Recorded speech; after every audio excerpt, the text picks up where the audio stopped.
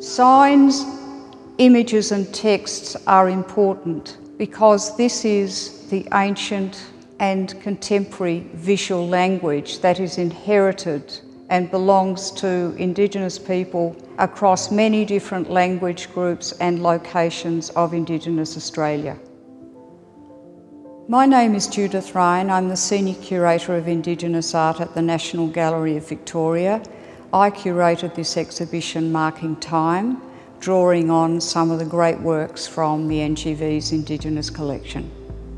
Marking Time explores the iconography of signs, images and markings that are made on rock faces, the body, the ground in ancient times in Indigenous Australia, and how those inherited designs are reimagined in new media.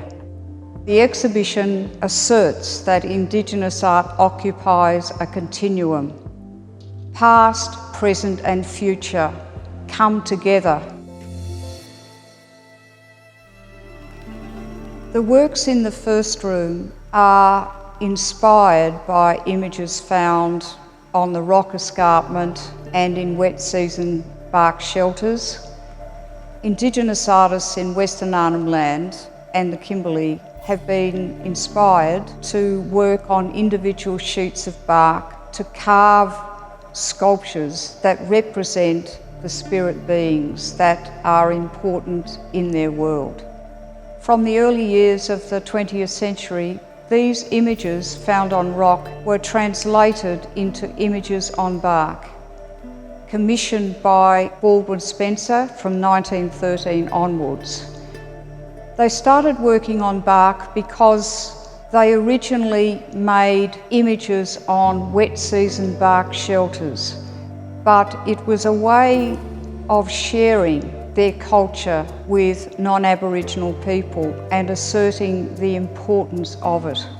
And we have examples by Paddy Compass Namatbara, an Awajja artist who was based at Croker Island, born in the 1890s. The works that he made represent sorcery images of spirit beings. The interesting thing is that the sexuality of the male and female spirit beings is accentuated. I think it's compelling because of the materiality of the surface, the fact that the bark paintings themselves are like three-dimensional works. I mean, the bark is organic, it's from the artist's home country, and also it introduces us to a belief system and to spirit beings that are beyond our own experience.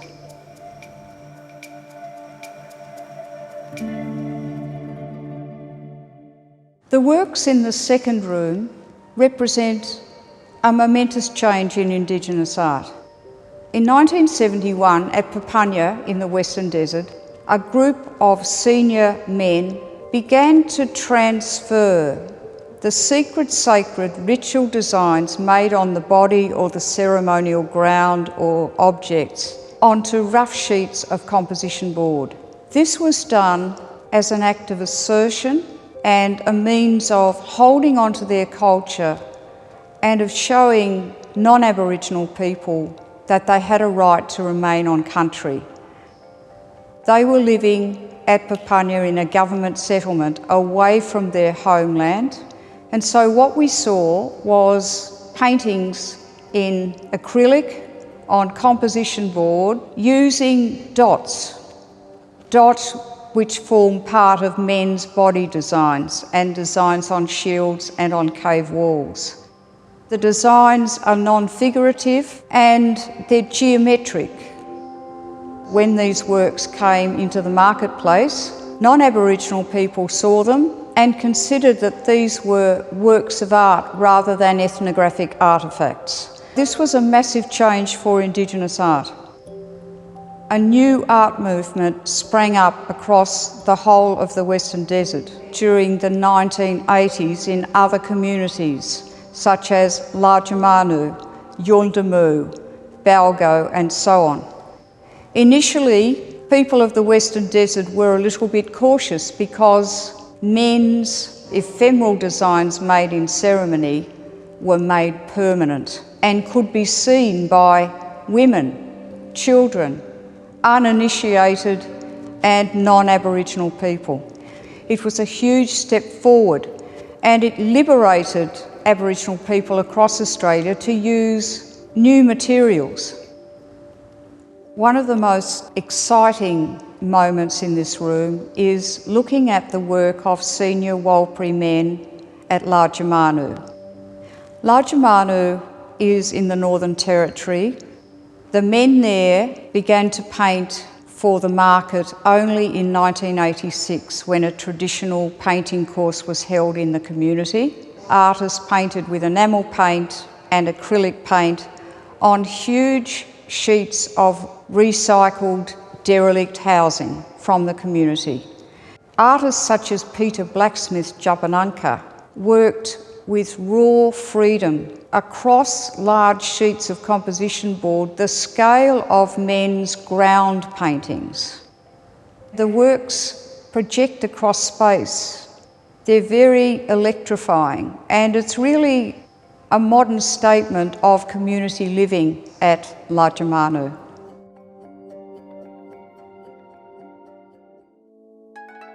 The work in the third room looks at artists who are either self-taught or who have been to art school.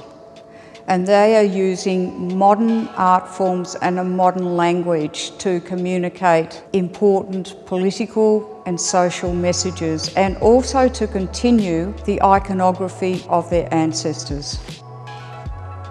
We see work of Gamilaroi artist Rico Rennie, who grew up in Footscray in the western suburbs of Melbourne.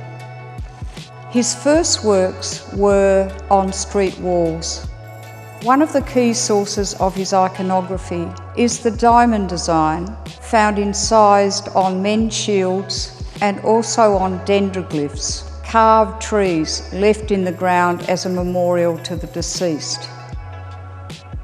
What he does is to take that diamond design and to translate it into neon, so it becomes a personal icon. He also appropriates the crown symbol of Jean-Michel Basquiat. The Rico Rennie neon work shows us in the iconography of a street hoarding an ancient symbol that matters to the artist. We have a translation into a hip-hop modern artwork, something that was originally incised into a carved tree or a shield or painted on the body, and was only seen in the context of ceremony. Now it becomes part of the everyday vernacular of the street and of the gallery wall.